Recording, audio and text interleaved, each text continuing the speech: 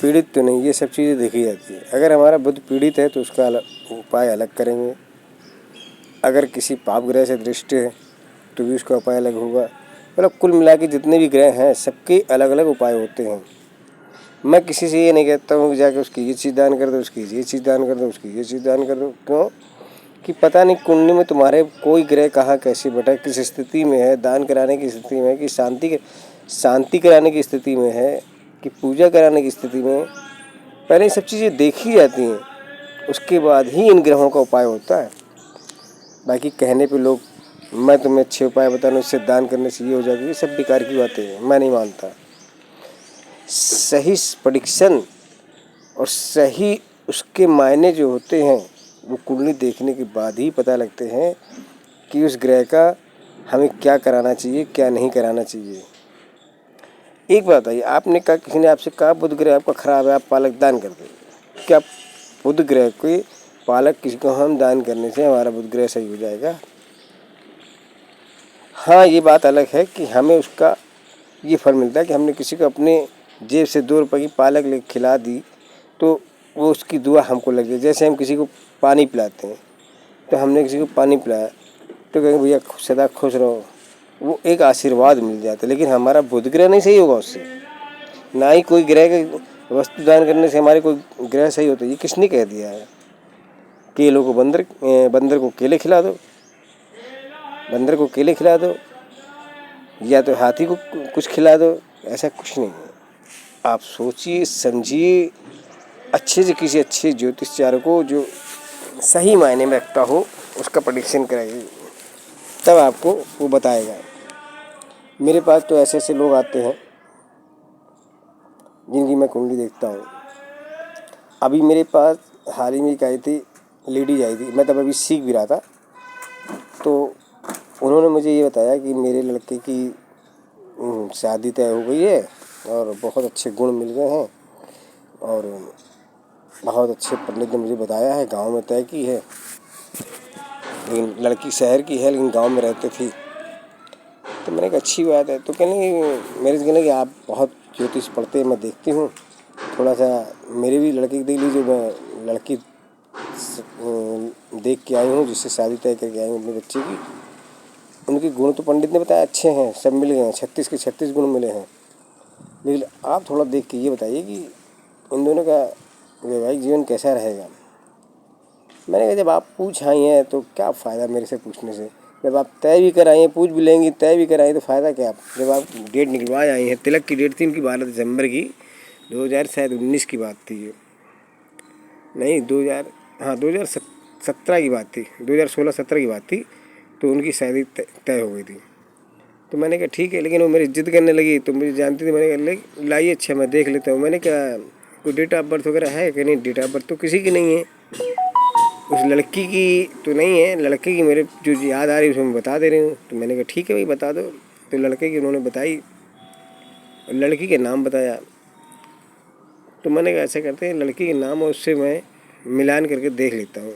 तो मैंने थोड़ा मिलाया और अपने हिसाब से कुंडली बना के मैंने इसके थोड़ा विचार किया। तो मैंने कहा गुण तो इसके नहीं मिल रहे हैं, तो ज़्यादा नहीं मिल रहा है लेकिन ठीक ठाक हैं।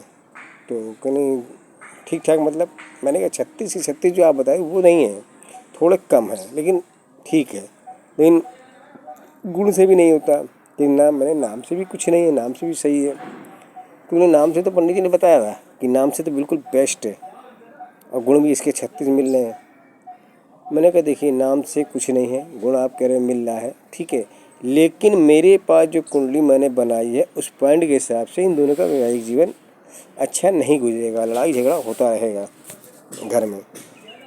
तो कहने लगे लो लड़ाई झगड़ा क्यों होता रहेगा, और फिर लड़ाई झगड़ा क्यों होगा। मैंने जिस पंडित को दिखाया उसने पूरे बताया 36 के 36 गुण मिल रहे हैं, नाम से भी अच्छा मिल रहा है। तुम तो ऐसे ही बता रहे हो, वो बहुत पुराना पंडित है, बुढ़ा पंडित है, और तुम अभी नए नए सीखने वाले कल के लौंडे हो। सीधे ऐसे उसने मेरे से कहा। मैंने कहा ठीक है माता जी कोई बात नहीं, बूढ़ी थी। मैंने कहा कोई बात नहीं माता जी, चलिए अच्छी बात है आपकी। तो उनकी बहू बैठी थी, कहलेंगे मतलब लड़ाई झगड़ा किस तरीके की। मैंने कहा तो के लिए लड़ाई झगड़ा तो फिर कहने जैसे लड़ाई झगड़ा तो आजकल हर घर में होते, 4 बर्तन खड़कते ही है। मैंने कहा ठीक है, क्योंकि मुझे बुद्ध की कुछ कमियां दिखाई दी थी उसमें। तो मैंने उसे देख के बताया था कोई बुध ग्रह की वजह से ही कुछ बन रहा था उस समय, मुझे यार ठीक से याद नहीं, लेकिन था बुध की वजह से मुझे इतना मालूम। तो मैंने कहा ऐसी सी बात है। तो कहने अच्छा। तो कहने लगी कि अरे तुम रहने दो, तुम ना देखो, तुम देख नहीं पा रहे हो। मैं कोई बात नहीं, जाओ, मेरे क्या जाता है। मैं आपने पूछा, मैंने बता दिया, चली गई। 12 दिसंबर को तिलक था और 20 को शादी थी उनके यहाँ। तिलक में मैं गया, तिलक में मुझे बुलाया ज़बरदस्ती, तो मैं चला गया। शादी में जाना था, मैंने कहा मैं शादी में तो नहीं जा पाऊँगा, दूर का मामला है, मैं नहीं गया शादी में। उनकी जो कुंडली देखी गई, अगर साल भर भी नहीं बीता, झगड़े शुरू हो गए घर में। यहाँ तक कि महाभारत होने लगा। वो टोटका करती, वो जादू टोना करती, मेरे बहू ने मेरे घर में आके ये कर दिया, वो कर दिया। कुछ दिन बाद ये वो आखिर तलाक की नौबत आ गई, केस हो गया। फिर एक दिन मेरी मुलाकात हुई उनसे, मैंने कहा और क्या हाल चाल है कि ठीक कहाँ हैं, परेशान है। मैंने क्यों? कहने कचहरी जा रहे हैं। हमने क्या हुआ? कहने वही जो तुमने बताया था बहू के बारे में वो सही निकला सब। आज उसने हमको चप्पल की एड़ियाँ घिसवा दी, थाना कोर्ट कचहरी करवा दिया है, इतना पैसा लग गया है। मैंने तो कहा था आपसे पहले ही, तब तो आपने मेरे से यही कहा था तुमसे पुराना है, तुम क्या अभी नए लौंडे हो, यही सब थे आपके। कहने लगी हाँ, उसके लिए तो मैं शर्मिंदा हूँ। माफ़ी मांगने लगी बाद में।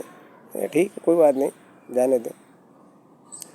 तो इसलिए कभी भी ऐसा नहीं कहा जा सकता कि हमारे नाम और गुण मिल गए तो अच्छा हो गया।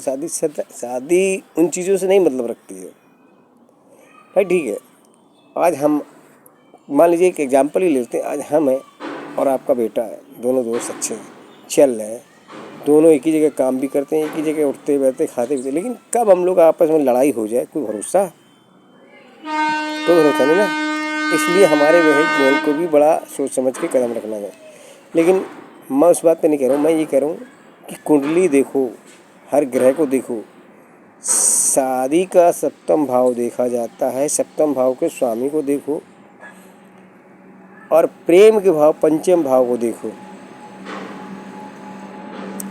प्रेम का भाव होता है पंचम भाव होता है, विवाहिक जो होता है 7वां भाव होता है। इन दोनों भाव से आपने देखा, लेकिन तीसरा भाव विवाह का होता है 9वां भाव, जहाँ से विवाह होता है।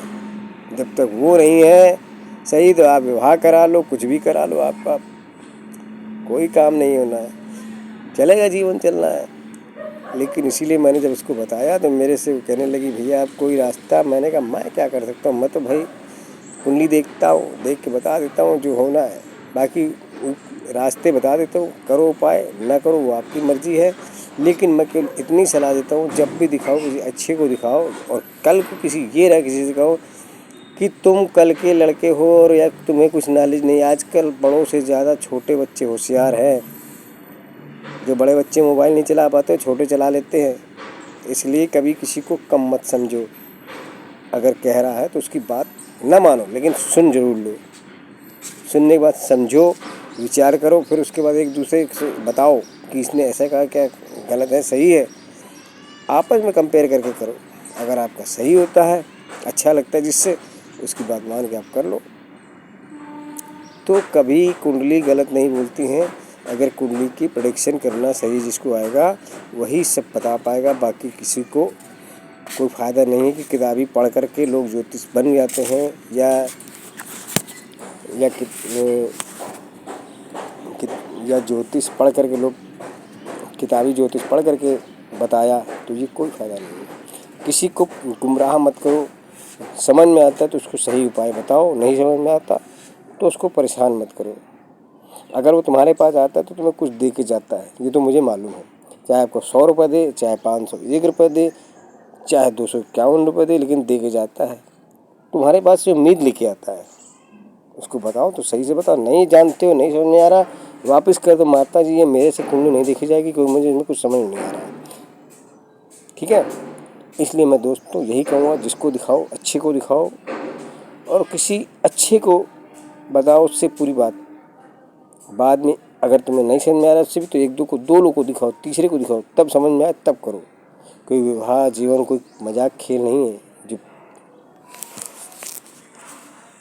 बाकी आपके आज मैं इतना ही बताऊंगा। बुध ग्रह जो हमारे हैं उनको ठीक करने के और भी उपाय हैं किस तरीके से उन्हें सही किया जाएगा, बुध ग्रह को कैसे संतुष्ट किया जाएगा, बुध ग्रह को हम लोग किस तरीके से मना सकते हैं, समझा सकते हैं। उसकी अलग अलग श्रेणियाँ होती हैं।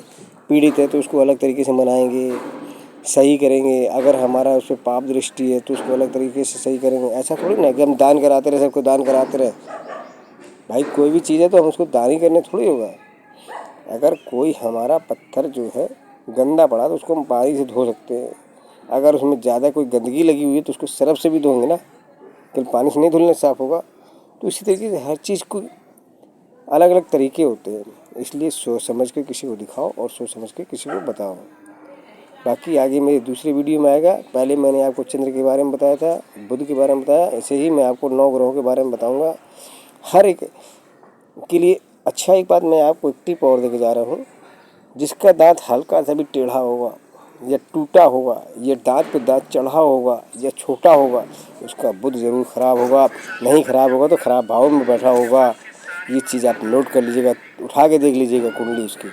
अगर आपको ना मिले तो मुझे बताइएगा। आगे के लिए नमस्कार।